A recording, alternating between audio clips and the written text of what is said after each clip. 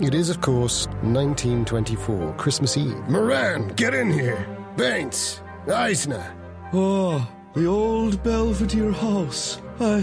I've admired it many times on my late-night architectural tours of Kingsport. Each of you is having the same dream. You see a group of children playing on the hillside. Never mind that. We don't want to be here all night, so I'll go around the right side and you go around the other and see if we can meet back at the house. Meanwhile, Baines is making his way down following these tracks. That is a deer, but there's something off about it. That's somehow much worse than it being a bear for some reason. Yeah.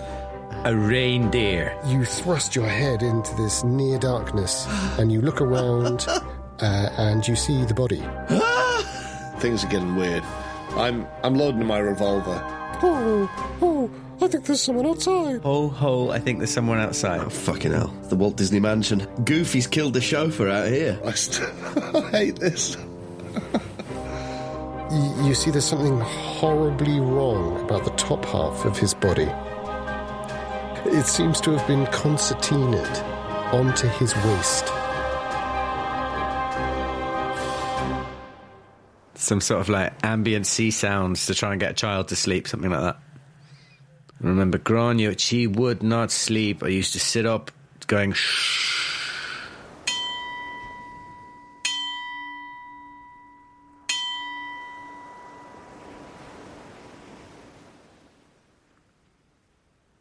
The dreams I've been having must have shaken me. They'd not been this vivid in years. Not since her. I slipped my hand into my shirt and I caressed that smooth figurine, run my fingertips over its familiar grooves, the arms and legs of the tiny man, his torso, his elongated face, the antlers.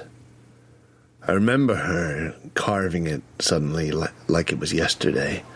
Not yesterday, now. Her delicate fingers pressing the knife into the soft wood.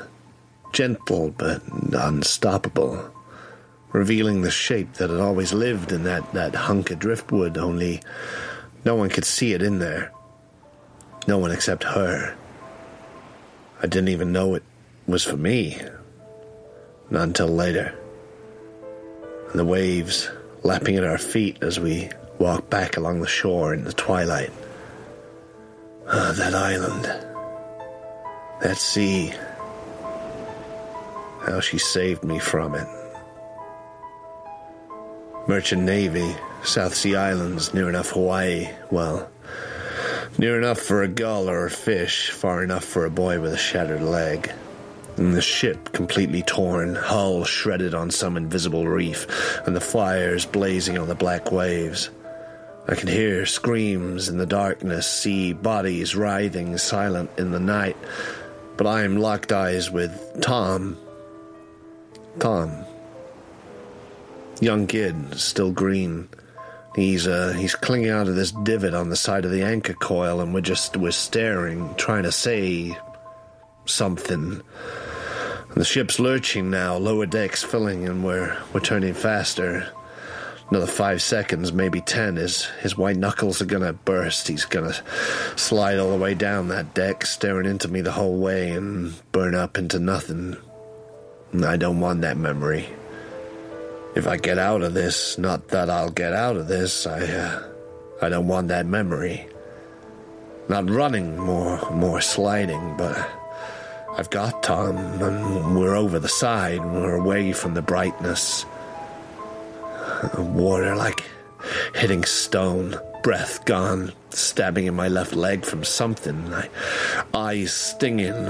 I've let go of the boy. Fuck knows where he is now. I can't breathe, can't kick, and there's some fucking demon fish trying to get me, pull me down. These thick black tentacles grasping a fucking, I don't know, an octopoid size of my car. It's grappling my legs together, dragging me towards his beak like some painted kraken, and I get this weird feeling that they're actually arms, not squid arms, suckers and all, but thin black arms of a dog or a mouse or something. These black tubes waving about, spiraling in on themselves. Spaghetti hoops, high-pitched voice, dog face. It's a kid's show. Makes no sense. Must be running out of oxygen. I'm thinking like a madman. It's seaweed, of course, not tentacles, not arms. Long strands of this seaweed whipped about in the storm. Slimy, flat, clinging, black strands of hair, parting, joining. Her hair, plaited, leading up. And there's arms around me, and I'm on the beach. And she's there, in the dark. I'm reaching up to her face. The Texa Peakswa. And I black out.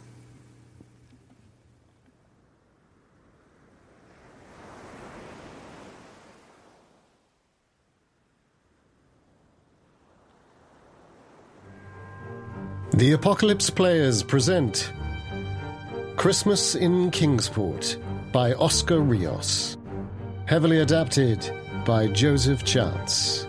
Starring Dan Wheeler as Detective Inspector Eamon Peacock Moran. These rich folk, they don't need to shush themselves. They got records that play the shush.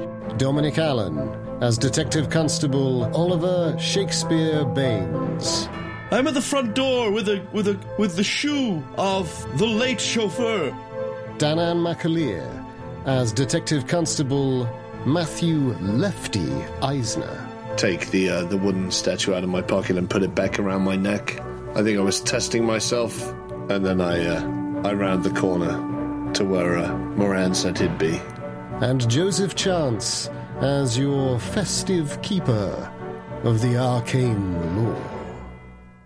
Well, I've alerted them to where I am, so I crouch down at the letterbox, assuming they have a letterbox, unless they have like an American-style, post box thing at the end. Yes, there is one.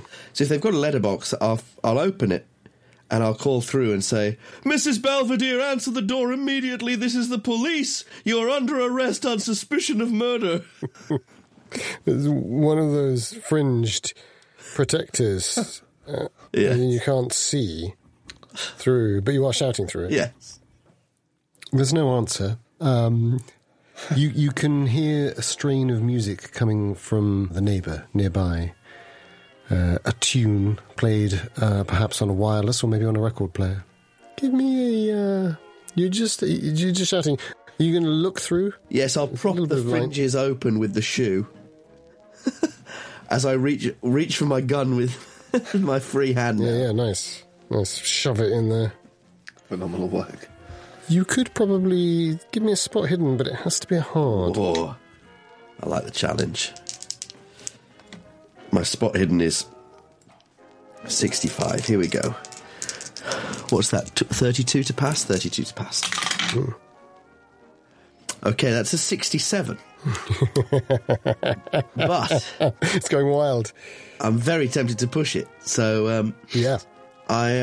Well, I tell you what, the shoe probably isn't quite the right thing to push through there. Yeah, so I put the gun back in my pocket, pull the shoe out, get my fingers right in there, push really get my hands through the letterbox one of those and have a really good look. Really sprung letterboxes. Yeah. The thick fringe. Yeah, you know the ones. Nice. We had a letterbox when I was growing our letter slot when I was growing up. We've got a really simple one now. But when I was a kid, it had such a strong spring on it, and it was like a really sharp edge on this brass thing. If you weren't quick, it'd cut your fucking fingers off. Hey! 75! So you're just really straining, and then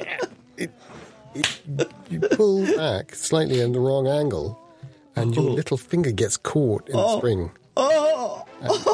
And you're putting back, and you're really putting into it, and so you push forward, but then now it's somehow stuck on it, and it's all the skin's just like so you're rocking up. You're there for a little bit. losing 1 hit point. Just Well, you through will my get little your finger. hand out. That's how bad it is. Yeah. So much it's all blood. the way up the left side of the hand. A ninth of my health just on my finger. It sort of represents the wear and tear. Yeah. You can still You use the round hand. up. It's probably 1% of your health, but you round up. Yes, yeah. Yeah.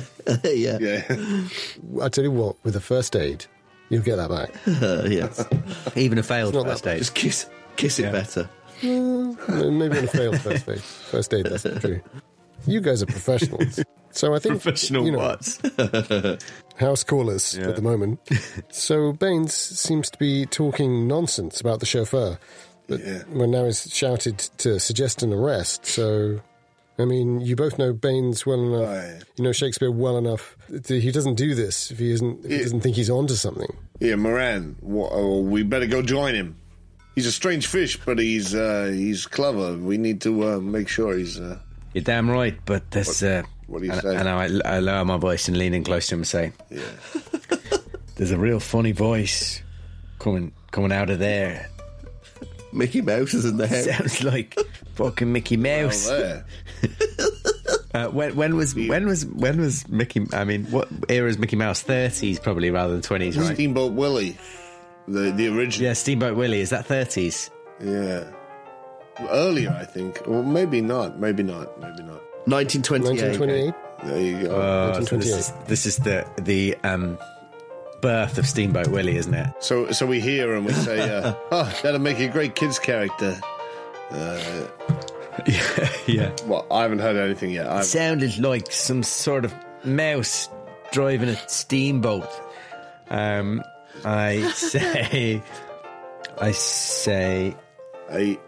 You should come and tell this to one of my friends at some point.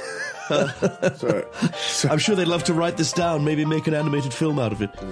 Yeah.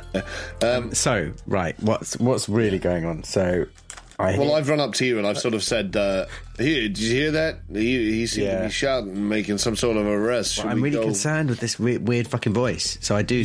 You've mentioned the voice. Yeah. If anything, it reminds you of... there's a dog cartoon character called Weakheart, who has been on the talkies as well, and so you don't say it reminds you of Mickey Mouse. Sounds like Weakheart, you know, that weird dog on a talkies. Yeah, I know of it. Yeah. What, in I here? mean, that was a crazy thing. I mean, Eisner, could you give me a spot hidden? Yeah.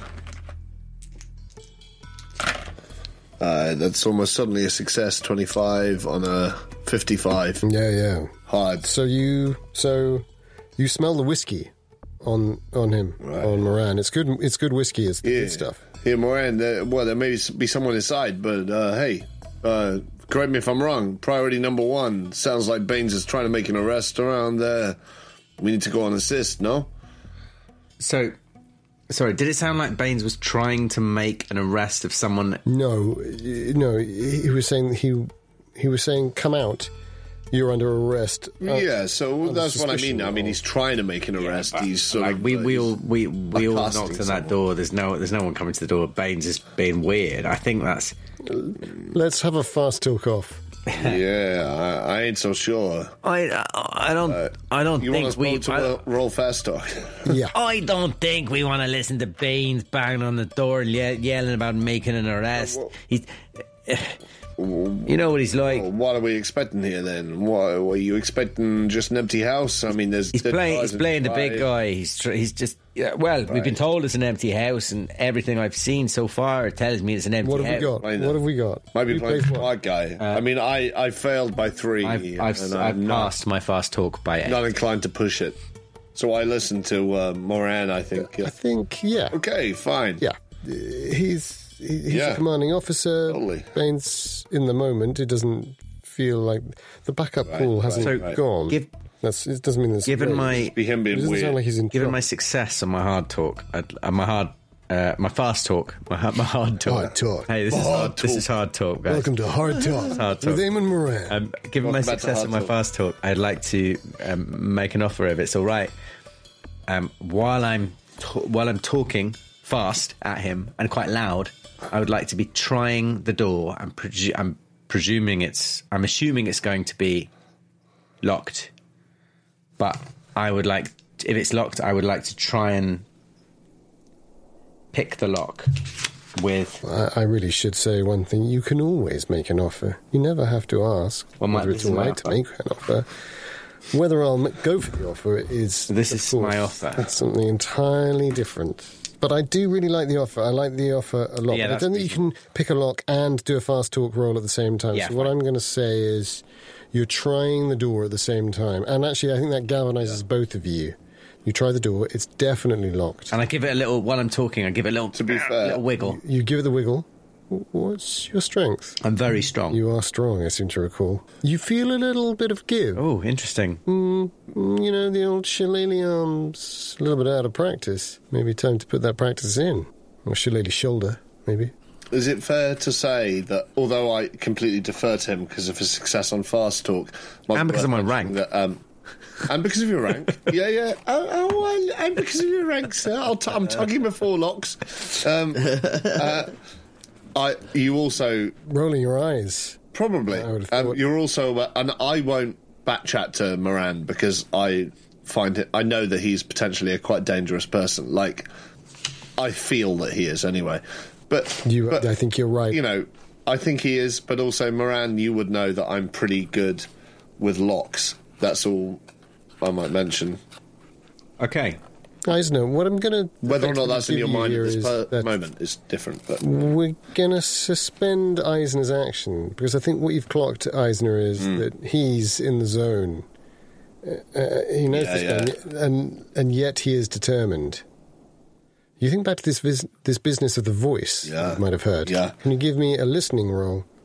And while that roll's happening, as I tend to do, as is my style, Baines, you pull your hand out, and there's blood coming down your wrist.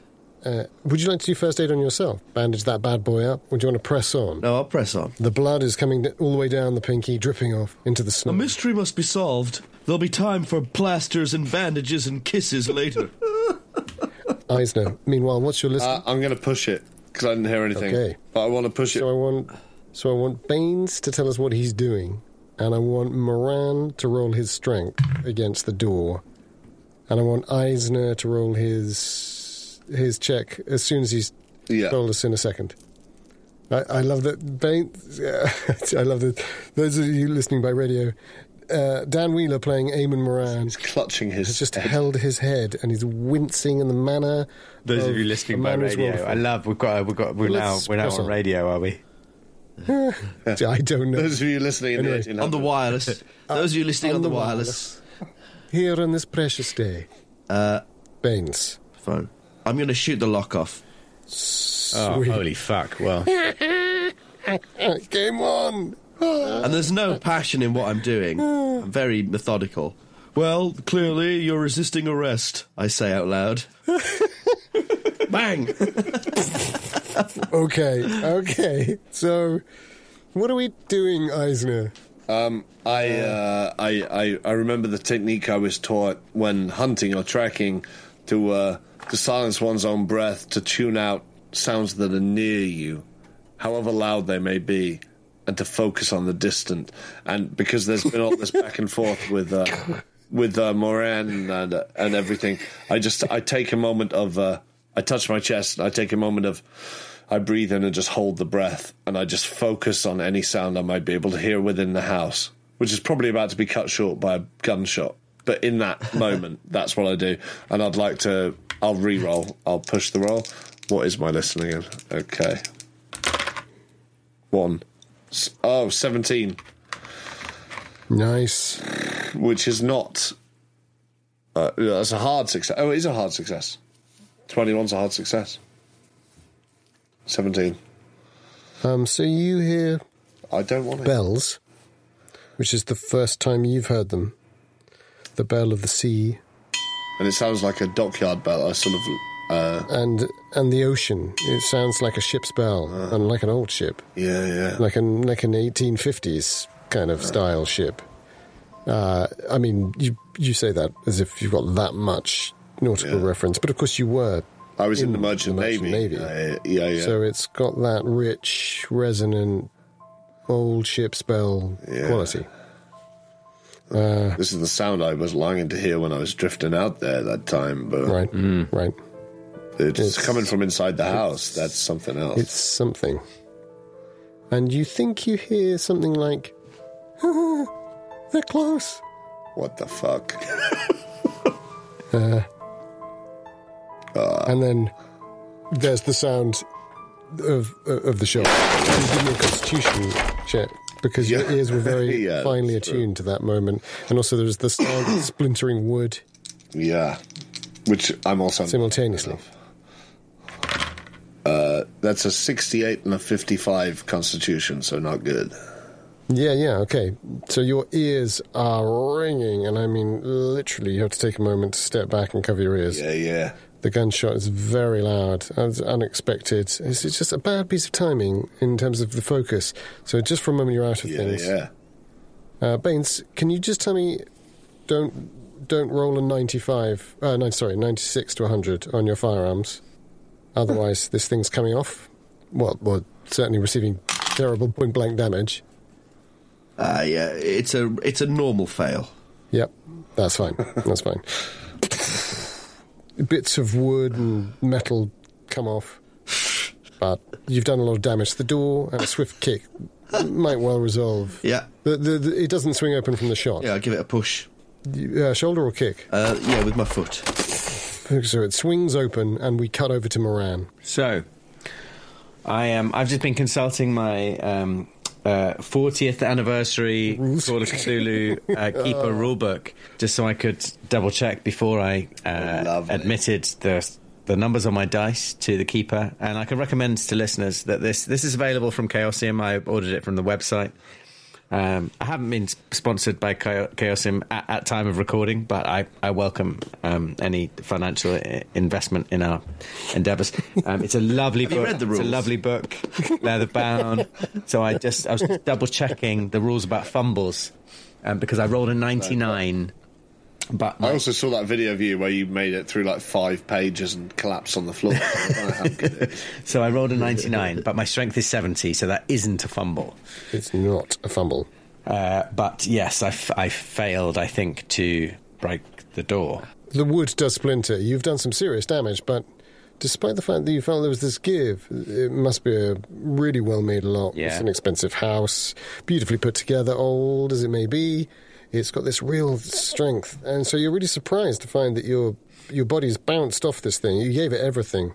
Got a bit of a bruise there, but on the shoulder. I wouldn't. But immediately after this, I hear the shot and the splintering from round the front. And yeah. And Eisner covers his ears, takes a small step back. You can see something that he might have heard something by the door just before that. Well, you're not out of it. Priorities. I just yell. I just say, "It's Baines, quick!" And I start running around the house to get to the front door. Yeah. And you see Baines, I think, going in. Yes.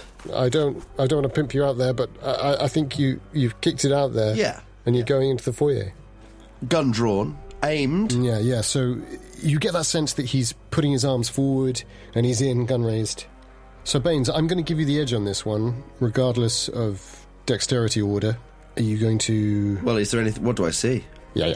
It's not like you're just charging and shooting or anything like that. Oh, no. I'm very methodical. I walk slowly into the building. So, to your left is an open entrance to the parlour. It's double doors. One door is open. You can see inside a little. In fact, I'll come back to that. It is the only door that is open. To your right, there's double doors that are closed. And directly ahead is an alcove area, fairly established, with cupboards and an area for coats. It's beautifully laid out. Wonderful fin de siècle French style. There's art in the foyer as well. Another glass panel which you can't see through. It's frosted glass, coloured frosted glass. It goes through into the parlour, and there's some quite lavish steps leading up to the right. There's marble at the bottom, and then to a carpeted sequence of steps above. There's still marble underneath. They lead up and away. It's one of those square, rising, impressive stairways that dominate this central foyer area. I see. And you can see that it goes straight up all 3 floors at a glance. There's nothing untoward below.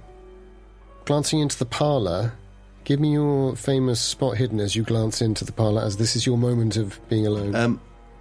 If I hear the inspector running up behind me, you can hear me. I will say, as I walk towards the parlour, I say, The shoe on the doorstep there, Inspector, belongs to the chauffeur who is in the thicket, dead. His upper body has been concertinaed in, and there was no blood, but I suspect Mrs. Belvedere to be the murderer. Moran, could you give me an English language roll? Yeah. We should proceed with caution. And Baines, could you give me a spot hidden? And Eisner, could you give me a dream lore roll? Yeah. I've rolled a 100. Yes. Very rare. Beautiful. Beautiful. I'd say it's 1 in 100 that I roll though. Yeah, that's... How did Moran do? I passed my English language, so I just about understand. You understand everything that he's just said? And it's a lot to take in. It is, but I say... well, you can see the thicket as you're running. I do, but I still have my wits about me enough to say, well, it sounds like you got the report covered, so when we knock off tonight, you can write that up and have it on the chief's desk on Boxing Day morning. But how will we explain the bipedal moose? I'm going to do another English language roll. I just about pass, and I say... Sounds delicious. I say, let's leave the fanciful creatures for another day, shall we? Nothing fanciful about it, Inspector. The footprints are there for all to see. I don't know what Mrs. Belvedere was doing, dressed as a moose, when she killed the chauffeur. Hold up a hand to indicate that he should stop talking so we can just have a look around the house. I don't stop talking. Yep. But it suggests to me that she was in a state of fragile mental health. I put my hand over his mouth to stop him talking. Possibly the pressure of Christmas preparation alone. Without her maid, who she has sent on holiday, finally pushed her over the edge. She burnt the gingerbread, blamed the chauffeur, and in a fit of rage, in her reindeer costume, chased him down across the garden, and then stamped on his shoulders until he concertinaed into his own waistband. Under my breath, I mumble, talk about Blarney. Now let's get in there and put that bitch on ice. How did you do, Eisner? I rolled a 63 on my 60 dream lore. Yeah. Okay. Yeah. So the bell, you can't place it. I'm going to give you +1 to your dream lore. Oh, wow.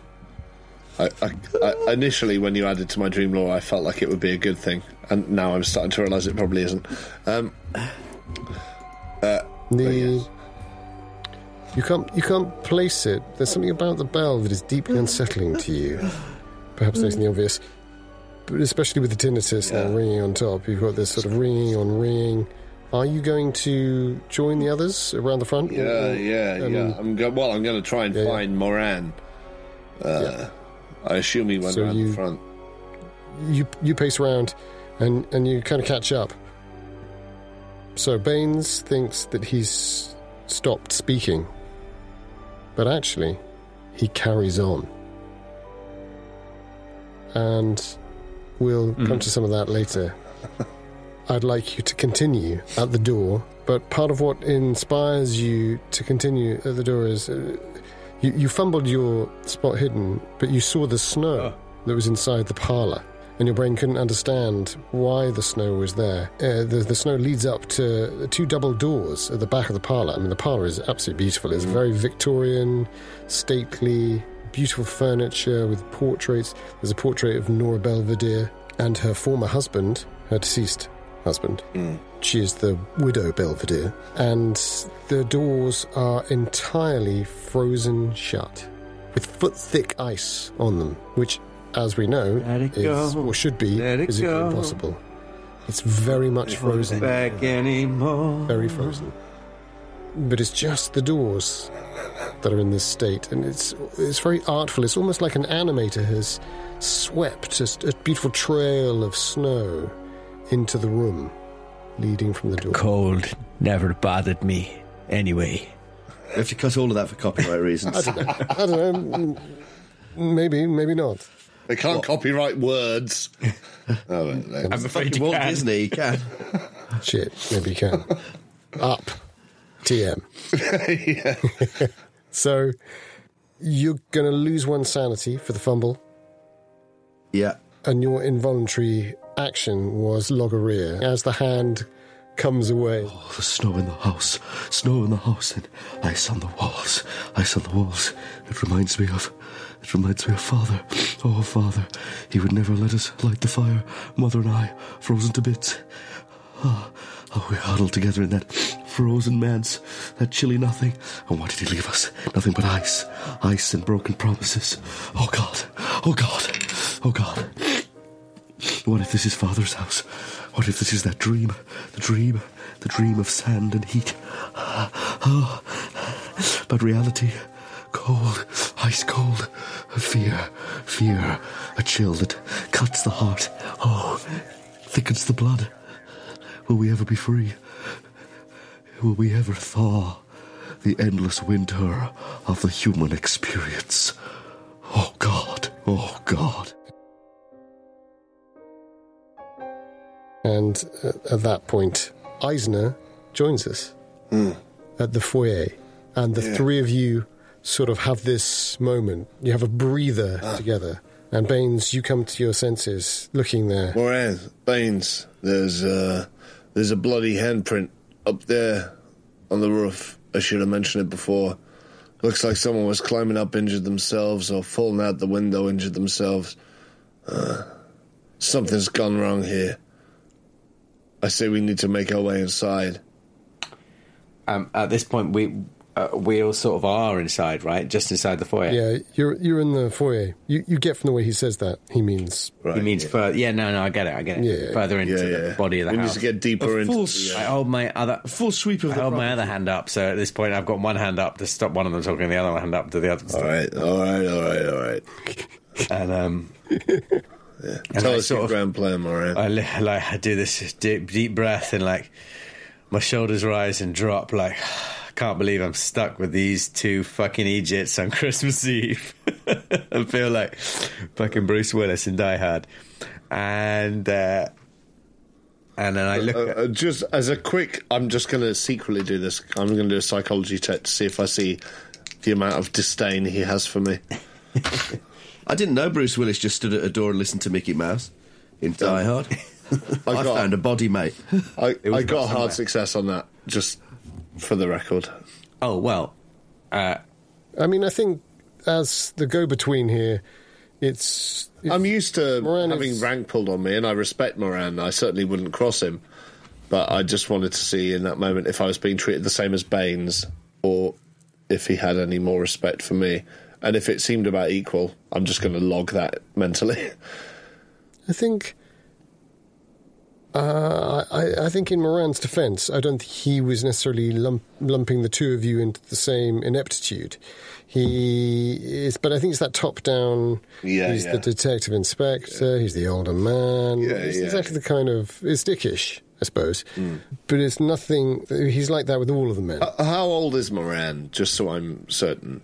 46. Oh, okay. I think if it's Well, right, okay, if it's yeah. all right to add a little something to what you've said, Joseph, Of which course. is entirely accurate. I think maybe if it was a success, I think maybe what you interpret is that it's more a case of like, I expect this bullshit from Baines. What, detective work? All mouth. I expect that this talk from Baines, but I kind of, what I don't want on top of this is like, it's kind of like, oh, please, come on, don't you start. Okay. I expect a little bit better from you. It's that. So actually, Okay. In which case, I don't take it personal. I just, I'm still thinking about the fact What he a was relief! talking about. I would hate for you words. to take it personal. This is all in my own head. But, I'm still concerned about the voices you were hearing at the back door going, "Ha-ha! Oh, Mickey, let's go on the jungle ride." Hey, I'm concerned about the voices you were hearing at the back door. Yeah, I mean... I'm concerned that our only task was to deliver this eggnog, and you failed. And then involuntarily, at this moment, stood in the hall staring at this ice-covered door like something out of a talkie. I reach into my pocket and pull out the bottle of eggnog, and I say, "Gentlemen, we have a bottle of eggnog to deliver. It's Christmas Eve. It will be delivered." Yippee-ki-yay, motherfuckers. Moran, I think you've glimpsed the snow on the inside, but you haven't actually seen the frozen doors inside the parlour at this stage. Okay, fine. You don't have to do a sanity roll, in case that was... What a relief. That could go all tits up. You think you've seen some snow in there, and you're thinking, is one of the windows open? Maybe it's come down the chimney, but something's off.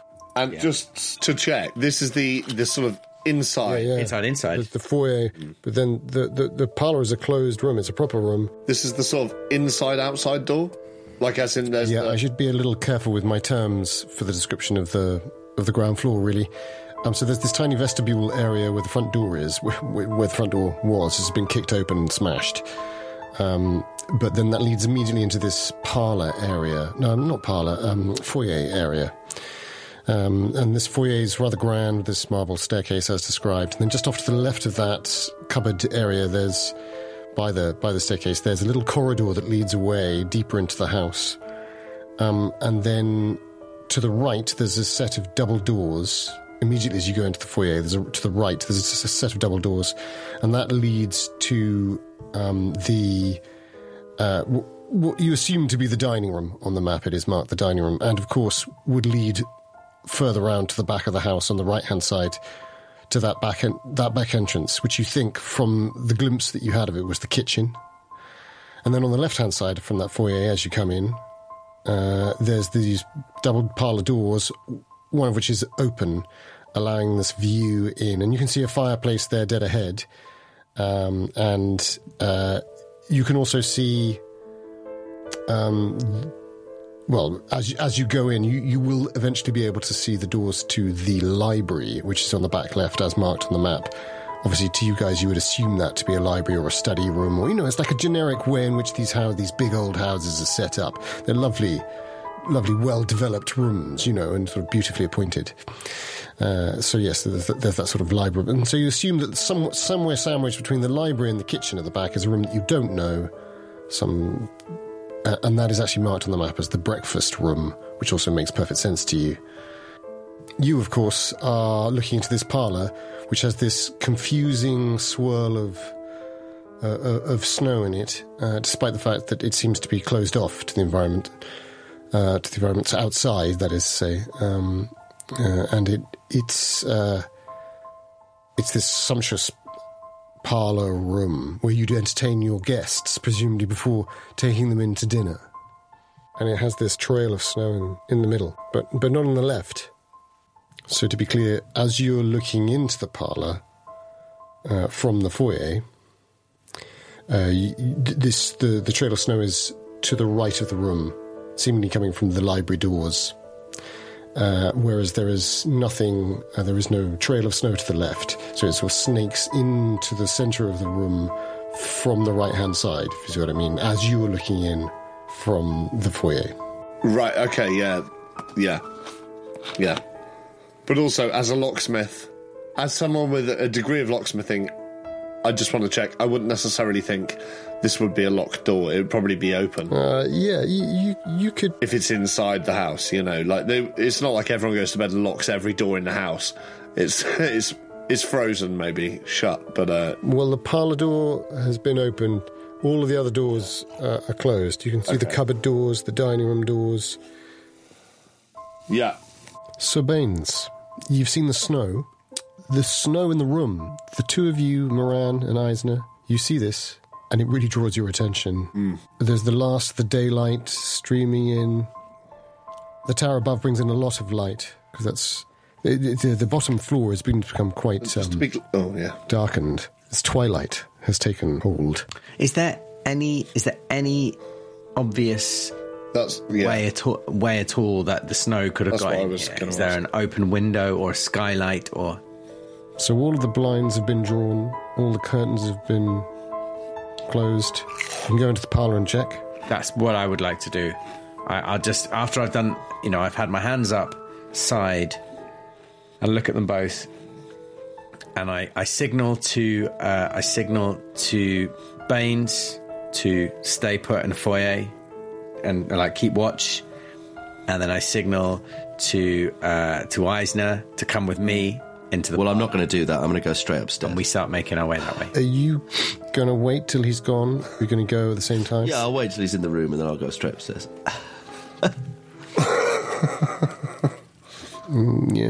Yeah. So Moran and Eisner, where are you going? It's dark. Do you want your flashlights on? I mean, you can see. It's not like it's impossible to see, but details-wise, you can go for the double-hand secure shot. There's bonuses to both positions. I'm just going to check if there's a flashlight. What I was actually going to do is, because of everything that's happened, is as I was following through, I was going to take my shotgun out of my shoulder bag and load it. Lovely. Is it dark enough to warrant a flashlight? Well, then I get my flashlight out. Yeah. I mean, I figure at this stage, we have made an awful lot of noise. It's not like we're going to be sneaking up on anyone. We might as well see what we're looking at. Yeah. In fact, I say that out loud. I say, this guy has made such a fucking racket that we ain't going to be sneaking up on fucker. So let's just make sure we see where we're going and we're well out. Her Honour, Mrs. Belvedere is here. Well, she'd have heard us by now. I think we gotta assume the worst from what we've seen. So that's right. And I say that as I cock my my sawn off. What we've seen now. I think this place is deserted and someone's left the window open to leave this drift of snow here. Mass their footsteps. Or the foyer. So you say that, as the two of you say that, you're standing either side of this snake of snow, and it almost mocks the logic, because all of the window shutters are down, thick curtains drawn across as well. Light comes from either side, but no sign at the entrance end of the parlour. Yeah, I see that as I speak those words, but I say them almost to convince myself rather than anything else. It seems very human and good. It's the light against the dark, because as you now drink in the sight with your heavy flashlight. I want to say lithium batteries. They probably aren't, are they? One of those big batteries they had in the 20s. Mercury or something? I don't know. Mercury batteries. Who fucking knows? Baines' torch is a crank. He has to crank his flashlight up. Yours is one of those fancy ones, Moran. Mm-hmm. It's a long pole with a lens and beam on top. And you are looking at a perfectly frozen door. It reminds you, instinctively, both of you, of a tomb. It just has that quality because of the depth of the ice on it. It's faced almost like stone. And the snow has tracks in. But could you give me a sanity check? Yeah. For the ice on the door. Oh, no, that's a fail on my sanity. Yeah, almost suddenly on mine as well. Where's my sanity? Yeah, I got an 88 on a 56. Okay. So, Moran, I think you walk straight up to this door and you put your ear against it, and it's an involuntary action. You don't realise you're doing it. You put your broken cheek and ear, and you lean. And you remember the cold compress. Maybe you also remember Lucy Powers coming over to help placing that cold compress on your ragged and broken cheek in that moment. Was that when things first started between the two of you? With a look between your eyes, the tenderness of the young woman concerned for the handsome hero of the field? Yeah. Was it a great moment of weakness, or was it the right choice? And then her face begins to change, or seems to change, and it's as if she's that pale-faced, beautiful girl you saw on the snowbank of Central Hill as the children were sledding down. And you think of Grania, and you think of your wife, and then you suddenly feel the intense cold of this frozen doorway against your cheek. It all seems to cohere back. But then isn't that impossible? Because wasn't Lucy Powers too young? How old were you when you broke your cheek? Everything begins to fracture. It seems to fracture in that moment. And the ice cold of this door, this inches thick ice, really pushes your sense of reality in that moment. You come to yourself. You come to your senses. You'd really like to have a drink. Another shot of whiskey. Yeah. I think I do. I think at this point, I take up my hip flask and I drain it. Oh wow, the whole thing. Yeah, well, it was half. I think it was probably half empty by this point, anyway. No, I mean, you only had a shot before. Yeah, and I had a couple of shots, and I gave him one. I mean, I don't want to stop the enthusiasm of your commitment to the booze, and I think he would. I think he would have a hefty shot. But we said that it's a long flask, and I think let's say it's a bit over half that you've had, by way of a compromise. I don't want to take that massive he's away, but I do think he can handle it. I think he can handle that much. Yeah. In one long, hefty, glugging swig, he takes it down like a pirate. I mean, I'm self-medicating heavily. But he's okay. Mm. Yeah. Eisner, I think you sit down at the very end of the snow. You only lost the one sanity, but you just look at this. You look at this snow and you sat there. You've got the shotgun there. You don't sit cross-legged. You sort of slump down. And as a result, the two of you completely miss the fact that Baines goes upstairs at that point. I mean, you start to get to your knees as you're looking at the door, you're looking at the tracks, and you're looking at the door, and you realise the tracks are the same, cloven hooves. But also children's feet, barefoot. Their bare feet can be seen in the snow. Jesus. Hey, Moran, this kid's here. And Moran, you look at that too. Yeah, and I think that maybe hits a bit of a soft point. And until this moment, I think I've been going through the motions, thinking it's fucking Christmas Eve. We just have to check this out, and then I can go home to the family. Yeah. But if there's kids, we need to find out what the fuck is going on here. So, I take my 38 in hand, and I start following the kids' footsteps. Well, I mean, they lead to one place and one place only, which is the door.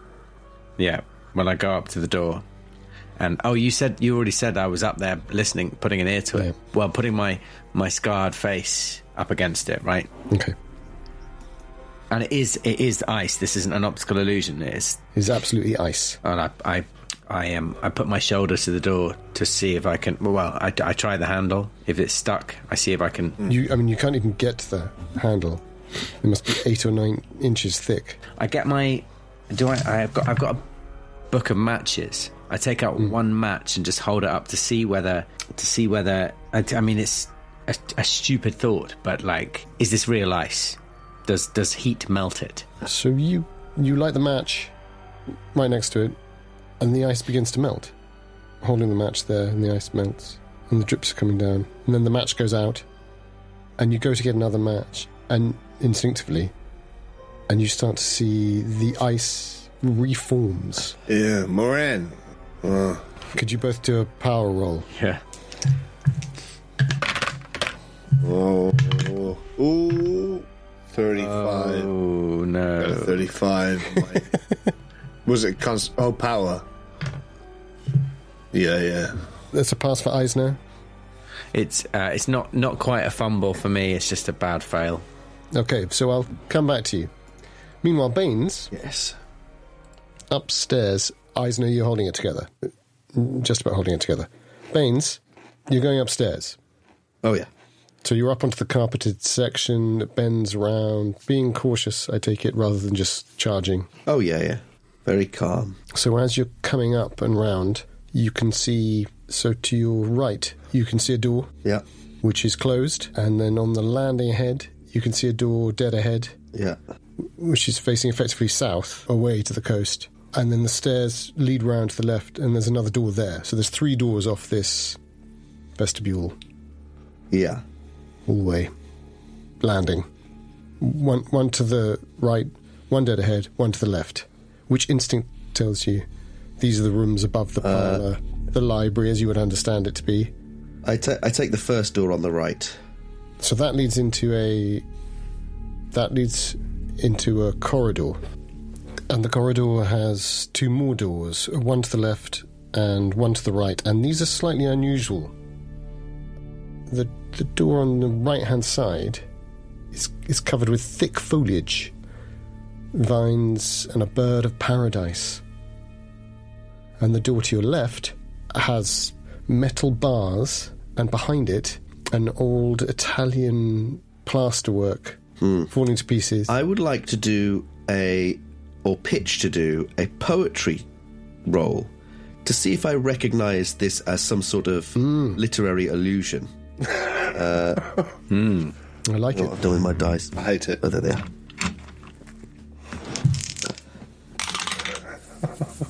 That's a 52 on a 41. I'm going to spend the luck. Whoa. You're not going to push it. You're going to spend the luck. That's a lot of luck. Yeah, but I've got loads of it anyway. So that's 11 luck, which takes me down to 59. Classy. Dom always has a fucking reservoir of luck waiting behind him. I don't know how it works. That is quite a lot of luck. It was random. I rolled it randomly. I think that's the right call. It's like tarot, isn't it? Yeah. You see patterns rather than them. But yeah. 10 points off. 10 points off with a score that's below 50. I think that's luck territory rather than to be fair. Territory. It's below 50. If this was pulp, it'd be a different matter because you need the luck to stay alive. So, Baines, with that excellent stroke of luck, you might be onto something. And forgive me, because I've also missed a door.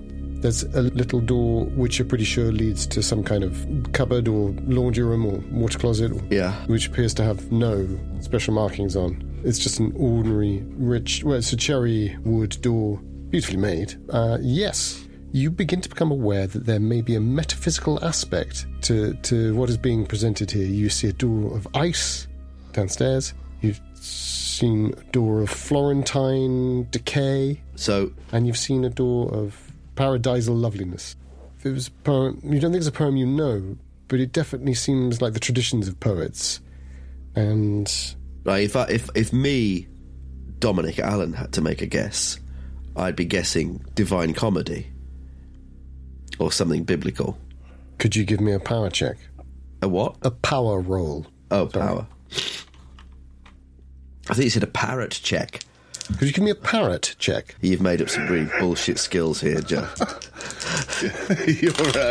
Your parrot's dead. One of you may have parrots of the South Sea Islands as a skill. That's a hard success. You know who I'm talking to.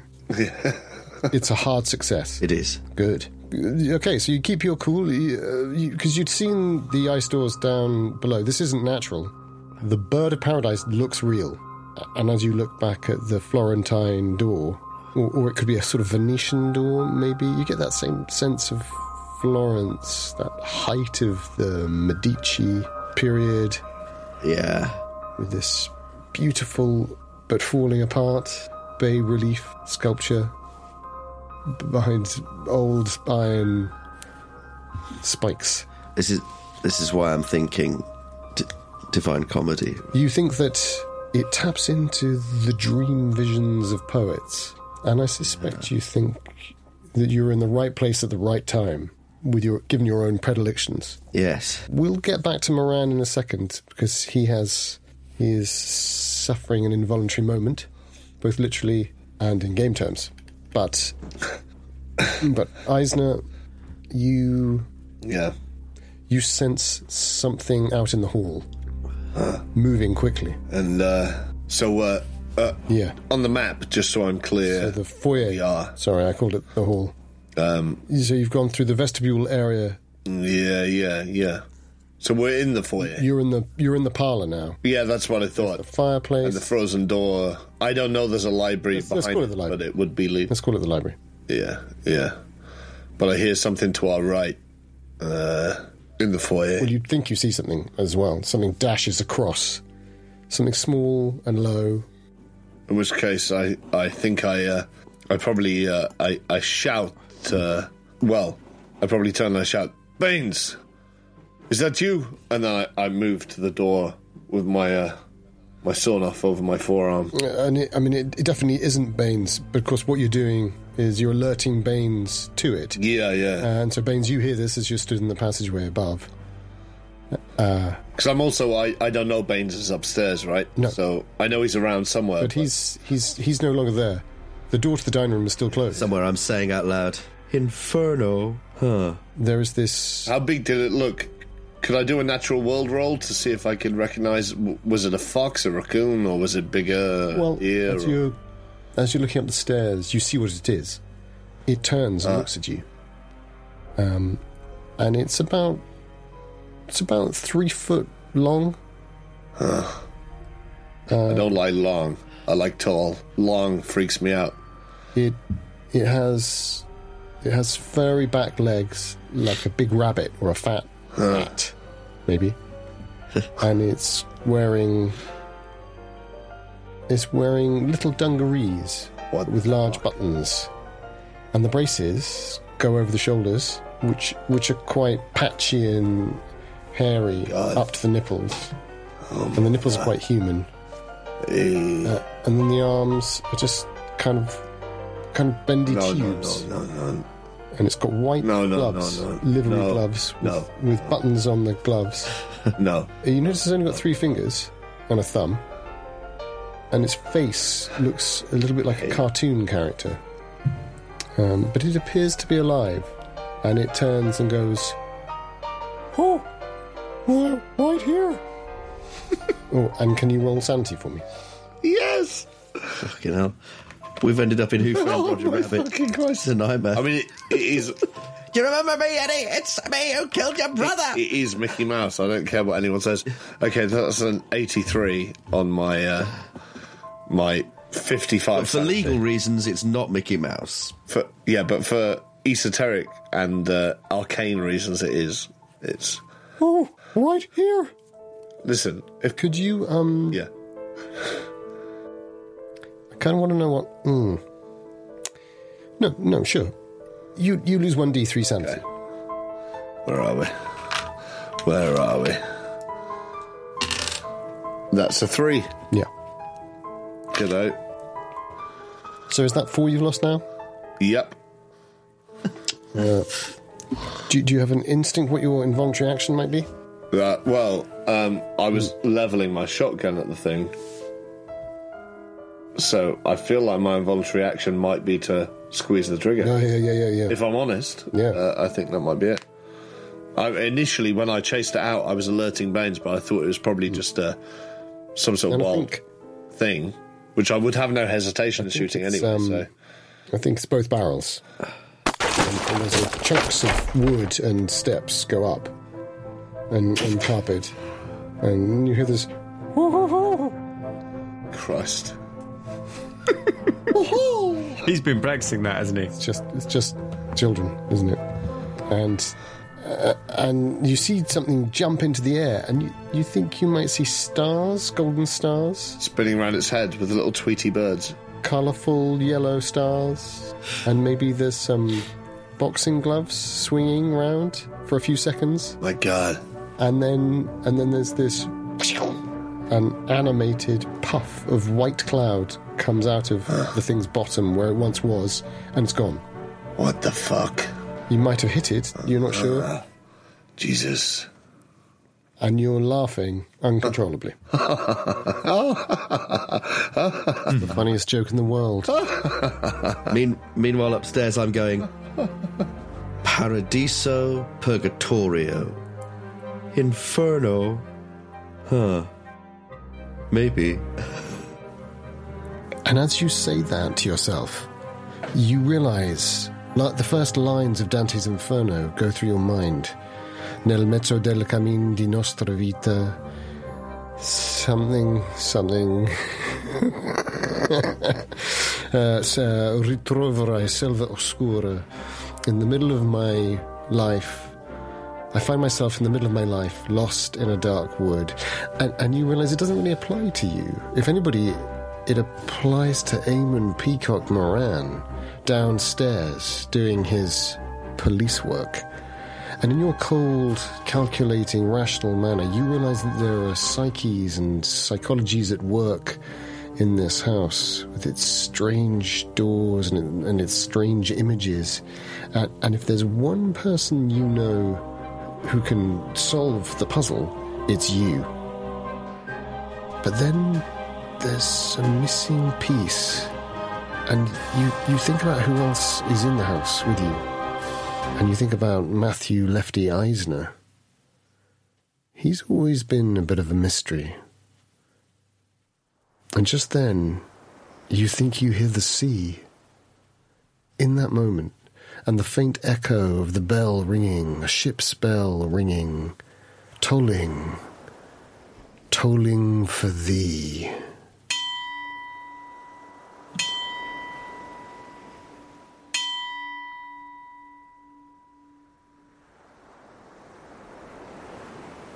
It's like tarot, isn't it? You see patterns where there are none, but